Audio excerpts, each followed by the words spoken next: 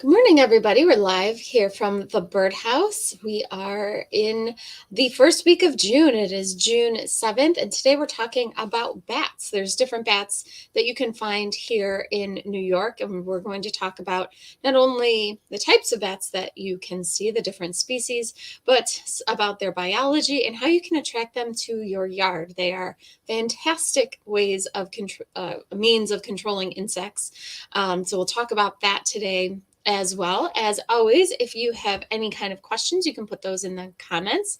Any kind of sightings that you'd like to report, you can put those in there as well, especially if you have bats. If you have any kind of bat related stories or questions or comments, sightings, if you've got them flying around in your neighborhood, let us know because their populations are declining, unfortunately. So they're not as common as they used to be. So let's get started talking about bats. And a lot of this applies to not only bats of New York, but bats in general, especially when we talk about putting up houses. So bats, let's give you kind of just an overview on bats in general. Bats are nocturnal. There's more than 1,100 species worldwide. They're sometimes called flying mice, but they're not rodents at all. They are not in the rodent family by any means. In fact, they're more closely related to primates and people than they are rodents, surprisingly enough. They are a mammal, which means they have fur. They're warm blooded. They give birth to live young. The females will produce milk, and they're the only mammal that can truly fly. So they're the only ones that can actually truly fly like a bird does. You might be familiar with animals like flying squirrels. Flying squirrels don't really fly, they actually glide. So they can't fly long distances like a bat can, but they can glide from treetop to treetop. Same with sugar gliders, that same kind of idea. So bats are the only mammal that can truly, truly fly. As far as their morphology or how their body is set up, they have wing membranes, thin wing membranes that are supported by bones, which allow them to maneuver and fly very, very precisely while in flight. And so, for comparing our bone structure to that of a bat, the bones in our hand are going to be those same types of bones that have elongated over time on the wing membrane here of the bat. So those are like our finger bones. Those are the same bones that the bats have had over time, have evolved to be long and thin and support this membrane here, both their wing membrane, and then they also have a tail membrane here at the bottom of their body there. So this is the typical bat morphology here. Bats also have very specialized feet. So when they are at rest, the tendons in their feet are closed. So that's why they are able to hang upside down for long periods of time. They can be asleep, they can be hibernating, and because their tendons are held closed while at rest, they can hang upside down for hours, days, months at a time without expelling any kind of energy. So it takes energy to actually unfurl their feet because at rest their tendons are tight and will be closed. So they can easily hang on to surfaces for very long periods of time. They can also tilt their heads very far back so they can even look all the way behind them. So they're very nimble there as far as their feet and their bone structure in their necks. And here's some bats here hanging upside down. Bats in general tend to congregate together, but we'll talk about some that don't do that as well. There are such things as fruit bats, and fruit bats are these really large species. And so if you ever see pictures of these giant, giant bats, these are going to be fruit bats that are going to be further down south. We're not going to have any of those here by any means in the upstate New York area. These are going to be more like a South American type of group of bats. And fruit bats are really important for pollination of plants, of fruit trees. Some species of plants that are very dependent on these fruit bats are mango, banana, agave, cocoa. So they do help pollinate, and they also help spread seeds because they will eat the fruit and then they will spread the seeds.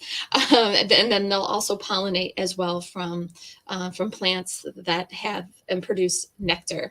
So there's over 500 different plant species that depend on bats for pollination, and some of them are some of the fruits that we depend on and we enjoy quite often. What we have here in upstate New York and for most of the United States are going to be the insectivorous bats. So they eat mainly insects. So one bat can eat thousands of mosquitoes in an hour. So if you just think of your typical little brown bat, which is a common bat we have here in the area, just one little brown bat can eat around 1,000 insects every hour. So it's pretty impressive how much insect material they can eat.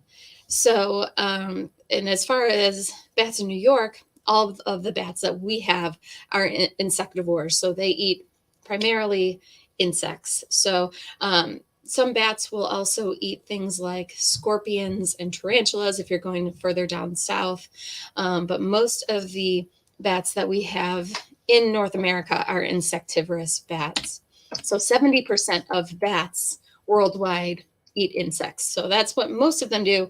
And then you've got the 30% that will eat fruit and drink nectar and that kind of thing. So this is what we are looking at here in our area, the insectivorous bats. Now there are such things as vampire bats. That there are true vampire bats. There are 3 species worldwide. They are native to Mexico and South America, but they feed on birds and cattle. So you don't have to worry about them sucking your blood. You don't have to worry about suddenly turning into a vampire if you've taken a trip to Mexico and gotten a bite from something. It's really not going to be from a bat. They will feed on cattle and birds as well. So they're known to do that overnight. They are known to feed primarily on cattle and livestock. So there is quite a diverse range of bats as far as sizes. The bumblebee bat is the smallest mammal in the world. It's only about 4 centimeters in length, so very, very tiny, very, very small, smallest mammal in the whole world. And then you've got the golden crowned flying fox, which is huge. This is going to be, of course, one of those fruit bats, one of those really giant bats. And they have a wingspan of 5 to 6 feet. So there's a huge diversity of bats as far as their size goes. Now, our insectivorous bats here will use echolocation, but even though they use echolocation, their eyesight is quite good. So you've heard the phrase probably blind as a bat. It's kind of a misnomer because they do actually have quite good eyesight, but they also have wonderful echolocation, and their echolocation is used for hunting in the dark. They can make very rapid pulses of sound, up to 200 pulses per second. So it's really, really quick pulses. Those sounds will bounce off an object and come back to the bat, and they can use that information to determine where their prey is, and they can identify the size, the location, the shape of the object using those really quick pulses that are going through the air. So sometimes you can hear that at night, as if you're out and there's bats around, you can hear those little clicks. That's them using their echolocation, so they can use that to pick insects off right in the air. So if you ever see tree swallows or barn swallows or purple martins during the day flying around picking off insects, bats are doing that same thing at night. So they usually occupy the same types of habitats as some of those animals, where you've got the tree swallows and barn swallows during the day. You'll have bats during the evening fulfilling that same kind of role of picking up insects and picking them out of the air. So there's many myths about bats, of course. One is that all bats are rabid, or bats tend to be more rabid. The truth is, bats don't have a higher instance of rabies than any other mammal. So they have a very low percentage of individuals that are rabid. It's the same throughout the mammalian kingdom, really, as far as the mammals we come in contact with. So your odds of coming in contact with a bat that has rabies are quite low. Of course, just like with any animal that you might come in contact with, if it's acting strange and if it's a nocturnal animal that's out during the day, and it seems to be acting kind of loopy, definitely want to keep your distance. With bats, you probably won't come in contact with a rabid individual. And in the spring, I should say also that it's not uncommon to see some of the more nocturnal animals out during the day, like you might see a raccoon out during the day or a skunk. When they're in breeding season or when there's young, sometimes they'll disperse during the day. So you might see some of those kind of animals out during the day this time of the year, more so than you would say in the fall. But bats, you're probably not going to see out. If you happen to see one during the day, there's probably something off. Another myth about bats is that they will get tangled in your hair. That's another myth. I've never met anybody who's gotten a bat tangled in their hair. Their echolocation is so good that they can tell that there's a big animal nearby and they don't want to run into you at all. So they will keep their distance. You might, if you ever are out where there's a lot of bats around, you might find that you can hear them or see them flying a little bit close to you. A lot of the times they're doing that because mosquitoes are attracted to us and the bats are attracted to mosquitoes. So sometimes they will come closer to humans when they're picking off insects that happen to be around us. You can find them often by lights as well. If you have street lights or any kind of bright lights that attract insects, if you're walking under street lights, you might see bats flying above as they're picking off the insects there as well. But really don't have to worry about them getting tangled in your hair. I've yet to meet anybody or hear of any instances of that happening. So bats have been really impacted by something called white nose syndrome, and it's caused an estimated 80% decline in bat species since 2006. So this has been a huge issue with bats, and their populations have really, really steadily decreased. And what white nose syndrome is it causes bats to stir more often. So when bats are hibernating, they at least a lot of the bats that we have, these cave bats, they tend to hibernate in large cave systems where there's a lot of them, a lot of individuals all together. So if they are infected with white nose syndrome, this causes them to wake more frequently, especially when disturbed. So you might see that cave systems are usually closed off during the times where bats are hibernating. The reason for that is if there's people inside exploring the caves, this white nose syndrome can make the bats stir. And in a big group, if one starts to stir, then a whole bunch of them will start to stir. And they can stir more easily with white nose syndrome. And when they stir or wake up when they shouldn't, that causes them to burn off the fat reserves that they've stored off for the winter. So they don't have the fat reserves that they need to get through the winter months. So in that case, they end up either starving or leaving the cave system early in search of food. But if they leave the cave system too early, and if it's too early in the spring, the insects just aren't there. So they end up, again, starving. The white nose syndrome shows up in bats as a white fungus that's seen on the face and the wings of the bats. And like I said, it's caused about an 80% decline in bat populations since 2006. So it's made a huge impact on bats. In New York, we have 9 species of bats, most of them being cave bats. So 6 are cave bats and 3 are not. 3 are tree bats. Cave bats are going to be the most common that you'll come in contact with or that you'll see flying around. And these are going to be the bats that you would get coming to your bat house if you do put up a bat house. So cave bats spend the winter hibernating in caves and in mines.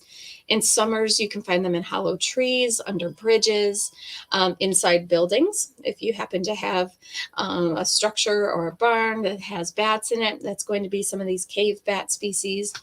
They can also be found beneath loose bark. They're typically very plain and brownish in color. So they don't have a lot of color on them. They do not have hair on their tail membrane. So when I showed you the morphology before and how the bats have those long wings, they also have that tail membrane that doesn't have any hair on it. We'll see some bats that do have that.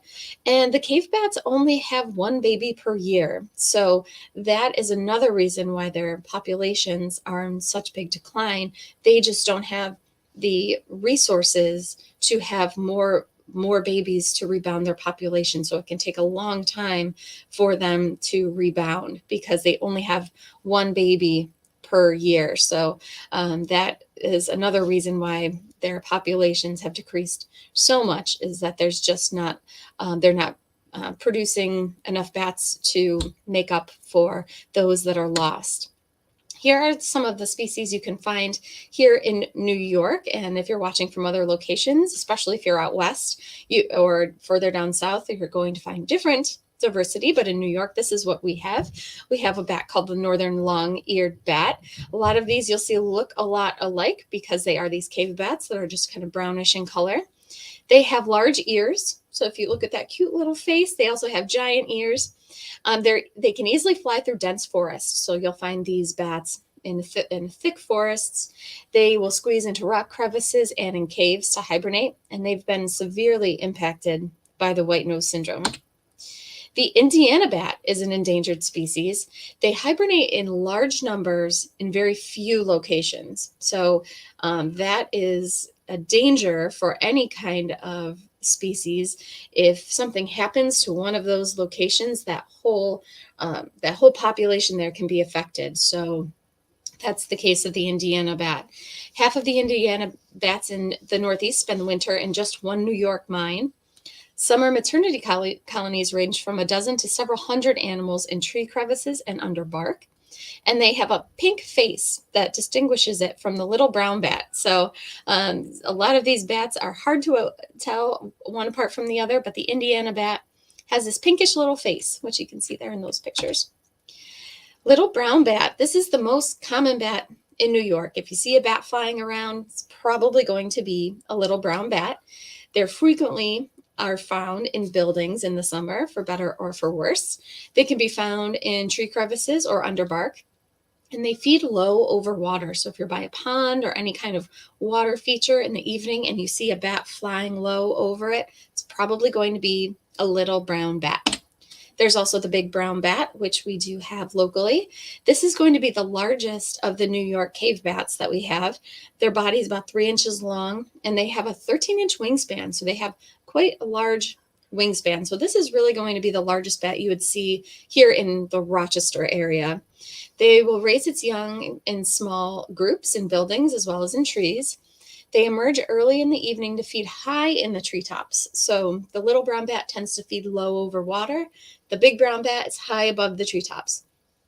Their face, wings, and ears are black with no fur. So they have a darker colored face, ears, and wings. Not that you tend to get close enough to see that, but if you see a large bat with large wingspan flying high above the trees, it's probably going to be a big brown bat.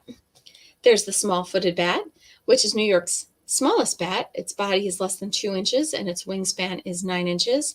It weighs less than a nickel. It has a raccoon-style mask, so it has a dark face. It'll raise its young on cliff faces, bridges, and rocks with really good sun exposure. And most of them you can find in the Adirondack region. And then this is one of the bats that's the cave bats that's not super brown. They actually have kind of a reddish fur. This is called the eastern pipistrelle. They prefer warm, moist caves. They rarely cluster together. They have that reddish colored fur. They'll form small colonies in the summer near open woods and water. And they're often mistaken for dead leaves hanging from a tree. So a lot of when they're hanging upside down, they can look like a leaf in the tree, and you can walk right by them and you'd have no idea that they're there. And then here's a picture of a couple eastern pipistrelles. You can see in the leaves here, kind of hanging out, looks like in some possibly oak leaves, some dead leaves in the tree here, and very, very well camouflaged. So that's going to be the case with most of what are called the tree bats. And the tree bats instead of congregating in caves and in mines, they'll live all year in trees. They are more colorful than the cave bats, and they have fur on that tail membrane, and they use that to wrap around themselves like a blanket, so that helps them camouflage as well. They have 2 to 4 young per year, and all three tree bats that we have in the state will fly south for the winter. So here are the 3 species of tree bats we have. This is going to be the only one you could find that is really going to be found in the Rochester area. This is the red bat, and they roost low in trees. They blend in really well with the foliage. The males are reddish orange, and the females have more gray on them. They tend to roost alone, so those cave bats will roost in large numbers. The red bats, they're solitary, and the females will give birth to twins, sometimes triplets. So here's a female, and you can see the female looks a little bit more gray, and here's her twins here. So they tend to give birth to twins, to 2 babies. This is such a cute one. This is called the hoary bat. So this is going to be the largest bat we have in the state. They have a body of 3.5 inches long and a wingspan of 16 inches, so quite large. They're going to be more common in the Adirondacks. So if you spend any time out there, keep your eyes open for a bat with a large wingspan. That's going to be your hoary bat. And they will roost alone as well, high up in the treetops. So very silverish in color, very fluffy looking, and they've got kind of that tan colored face. So that is your hoary bat. And then finally, the last bat you can find here in New York is the silver-haired bat. And they have silver-tipped hairs on their body. They will roost alone under tree bark and in tree cavities. We've seen pictures of them under shutters as people go to close their shutters. Sometimes there'll be a bat under there. That could be any of these tree bats because they tend to be solitary. They'll come out before sunset to feed, and they prefer more northern habitat. So probably not going to see them here in the Rochester area, but again, in the Adirondacks and further north, you might find the silver-haired bat. As far as mating, bats primarily mate in the fall, at least our bats here in New York. And females are able to save the sperm of males in their body, and the egg doesn't get fertilized until the spring. So this is something that happens with other animals too. Like a possum will do this also. So they'll mate in the fall, and then their egg doesn't get fertilized until the spring. Gestation time is about 40 days to 6 months, depending on the species. And then there are the nursery roosts. So the females tend to congregate together and form these nursery roosts where they will raise the young. Caves and mines tend to be too cold for that here in New York. So females will gather together and roost in different areas. This would be like your bat house to give birth and to raise young. Pups are born in June to early August. So we're getting to be about that time where these bat pups will start to be born. And newborn pups have well-developed feet and are soon able to hang upside down while the female leaves the roost. So she'll leave the roost to feed and then come back to nurse the young. The mothers care for the young exclusively, and the young can't fly until they're about a month old. So you might have heard about bat houses called bachelor pads. They're smaller bat houses. What happens is once these females give birth, they will exclusively be the ones that take care of the pups. The males tend to go elsewhere and form smaller colonies, and those are going to be your smaller bat houses called bachelor pads. So they will inhabit those even through August as the females are giving birth. So there's still time to attract bats to your yard if you're trying to do so. And you can do that with bat houses. So bat houses, if you put them up, you're most likely to get the little brown bats coming to them. But depending on your area, you might get something else. They are a fabulous way of controlling insects because one bat can eat anywhere from 2,000 to 6,000 insects per night. Most of the time, they're eating lots and lots of mosquitoes. In our climate, you want to black to absorb heat because they do like it really warm. And when you paint it black, you want to use an outdoor safe water-based paint that's non-toxic and latex. In general, when you're painting things for wildlife, or if you're coating them with any kind of clear coat, if anything is safe for marine use, then you're all good. So that there's really strict rules about marine use. So any kind of paint or sealant or anything like that that you're using, as long as it's marine safe for marine use, you're in the clear. So as far as mounting your bat house, you want to put it somewhere in a spot where bats won't get tangled. So up high is great, at least 15 feet up, and in a place where there's not tree branches or shrubs under it, because when the bats are leaving the house, they kind of crawl down and out and then swoop out. So if there's anything below the house that they could get tangled in, that could be a problem for the bats. Houses mounted on poles and structures tend to become occupied faster than those on trees. So if you have a pole, that's a great place to put it on. If you've got the side of a house or side of a barn, that's great too, somewhere that gets a lot of sun. If you mount it on a tree, they will use it, but they don't become occupied as quickly, and could have something to do with the sunlight. If that causes some sun to not hit the house certain times of the day, if there's other trees around, that might have something to do with it. So if you can mount it on a pole or on a structure, that is ideal. And as far as bat houses go, more chambers equals more bats. So I'll show you a couple bat houses that I have here, but basically the bigger the bat house, the more bats you can get in it. Large houses create more temperature fluctuation as well. And bat houses can become occupied anytime in the season, besides the winter here in New York. But you could still put up a bat house now, and you might get one of those smaller colonies forming of, for example, the males that have left that nursery colony. One thing you want to check for is evidence of wasps coming and going. That can be an issue. If there are wasps that have created a little hive, a little in your bat house and attached, that little hive up there, bats aren't going to use it. So that's one thing to keep an eye out for. If you see wasps coming and going from your bat house, that's going to be a problem. And you want to make sure to mount the house facing east or south, somewhere where it gets 6 to 8 hours of sunlight. So here's a picture here of some bats in their bat house. So you can see a lot of bats will occupy a house. And then migration and hibernation. Bats tend to migrate in the fall to cave systems and mine systems as the insect numbers decline. So as soon as we start seeing those orioles leave and the hummingbirds leave, those bats are leaving too. They're heading south. They'll live off their fat reserves all winter.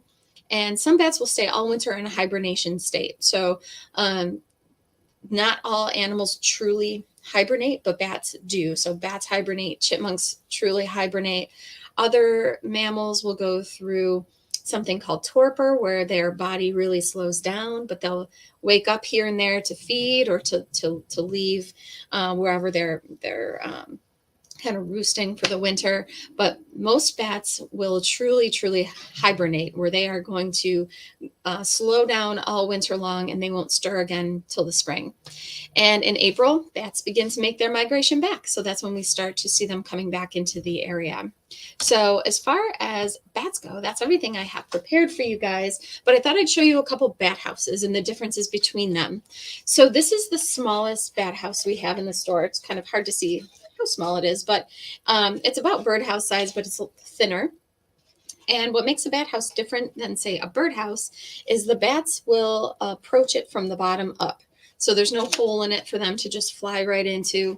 They will use their echolocation a lot of the times to figure out that there is that there's some kind of empty cavity, and that's what's you'll see that some bat houses have a little blank spot in the middle of it. Not only does that help with the bat's echolocation to discover that there is some kind of hollow crevice for them to stay in and to roost in, but it also helps with temperature fluctuation. So it's like an air vent to keep it cooler down in the bottom and keep it warmer up top. So this is the smallest bat house that we have in the store, but this will hold even a dozen bats. So even something this small will hold a dozen bats, and it's one chamber. Some of them will have multiple chambers, but you can see in there that it is just And the bats will just crawl right on in there. They'll latch onto the top, and others will latch onto the mesh here that allows for their feet to latch on. So this would be most likely you're not going to get a nursery colony in here because it doesn't hold enough bats. But this is where you would get some of those smaller colonies as they leave later on in the season. Now, if you wanted to get something like a nursery colony or have a better chance of that, you could put up a bigger house. So we've got houses in all different sizes, but I thought I'd show you these two kind of different ones. This one's significantly larger. This is called the Sunshine's Bat House. And again, it has the little vents in the side there for the temperature fluctuation and for the bats to discover that, oh, there's some kind of a hollow cavity there that I can roost in. It does have a couple chambers. It looks like it has 2 chambers. And then the bats will climb up on the inside in order to go in. And this will hold about 200 bats. So the other one I just showed was a dozen. This can hold a couple hundred. So if you're really looking to get a lot of bats, something larger like this would be good. So we've got some houses that will hold anywhere from about a dozen bats to about 300. So we've got a whole bunch of different types. So if you're looking to attract bats, you still have time. We do have an article here from the Upstate Gardener's Journal. You can always access online called The Amazing Bat, or we have it here for you to take a copy. We do have books about bats as well if you are interested in learning more. You can always get the Stokes Beginner's Guide to Bats. That's a good one. Shows some different species. And then also this newer book called Bat Basics. This has more information about attracting bats and some question and answers from some bat scientists. And it does have some species profiles as well. So this will show you some of the different types of bats that are in the U.S. and how you can attract them. And it has some more information about bats as well. So if you have any questions, put those in the comments. Looks like Rhonda is on watching from Canandaigua. Good morning, Rhonda. Miguel is on from Holly Ridge, North Carolina. All right. So we've got people from near and far. Bonnie says, had a bat in the house last year. Hopefully never again. Yeah. So it's always great to attract bats, but you don't really want them in your house. Some of the best things you can do if you do get a bat in the house, if you can, to sequester it to one room and open up all the windows. And again, they'll use that echolocation to hopefully fly out. If you have them roosting somewhere where you don't want them, say they're in an attic, the best thing you can do is have somebody come at night to seal off the spot where they're coming in. And in the meantime, put up a bat house nearby where they can occupy that so they have somewhere to go when it gets to the morning hours. If you seal off the spot where they're coming and going from during the day, they will have nowhere to go and you'll just have them flying around your attic or structure like crazy, which you probably don't want either. Let's see. Rhonda says, when I moved to Canandaigua in 2009, the night sky was full of bats. After a few years later, I hardly ever saw one. They are just making a comeback. Thanks for explaining the decline.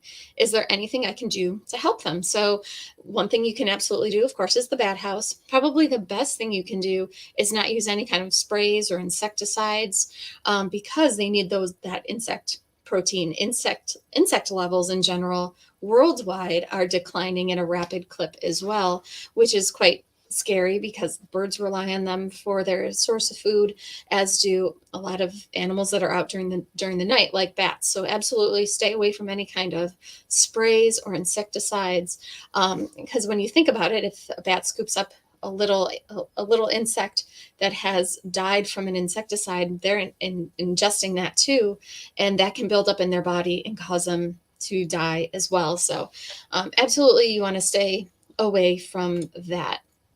Ed says, great show. Thanks for all the good information. We see the little and big brown bats in our neighborhood. Also seeing some lightning bugs lately. All right. Orioles stopped by yesterday. Okay, so that's great. I love the lightning bugs. They are so, so cool.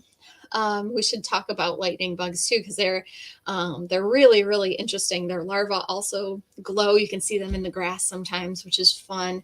And Orioles, it's good to hear that you're still getting Orioles. We've got Some people are still getting them. Some people are seeing a little bit less of Oriole activity in their yards and at their feeders. Now's the time you want to start incorporating some mealworms out there for them to encourage them to keep on coming. That can really help. Um, so the Orioles are kind of hit or miss at the moment, but they should come back, especially if you keep those mealworms out. They'll start grabbing beakfuls of those to bring to their young, and then ultimately they tend to bring the young, once they've fledged, back to your feeders to eat some jelly. Jim says, "Hi, James from Michigan. Hi, are your houses easy to attach to a pole?" Yeah, they're pretty easy depending on which kind you get. Most of them have some kind of way to screw them into either a 4x4, or if you get something like a purple martin pole, an adjustable pole, those tend to be about 15 feet long. You can attach them to the back of that pole using some brackets. So yeah, you can attach them depending on what kind of pole you want to use. You can attach them fairly easily. If you can attach them to a telescoping pole, that helps a little bit. Because then you can raise and lower it. So say if you do have something like wasps getting into the house, you can lower that house down to clear it out, get the wasps out of there, and raise it back up. So fairly easy to attach to a pole, very easy to attach to a structure using just this little piece of hardware here you can screw into it, and then most of them have a hole in the bottom too that you can put a screw through to kind of attach it and secure it there on the a structure. So yes, fairly easy to attach to a pole, thankfully. So if anybody has any more questions, we will be back on Saturday where we will show we'll give you an update on what kind of things have been in the area. We'll show off your photos that you guys have sent in. And then next week, we're talking about bird food and the different types of bird food and what makes one better than the other. And we will be back talking about that next Tuesday. So Saturday, we'll give an update, another local bird and butterfly and what have you update. And then Tuesday, we're talking food. And speaking of food, Vicky's got a question here saying, how long do mealworms survive in the fridge? So usually they'll last about 3 weeks or so is a pretty safe bet. So they last a pretty long time. They might even last a little bit longer, but I would say 3 weeks is about the max that they'll last. So it looks like that's everybody's comments and questions for the day. Thank you guys for watching. We'll be back on Saturday with another broadcast. And until then, enjoy your birds and your bugs and your bats, and we will see you soon. Bye-bye.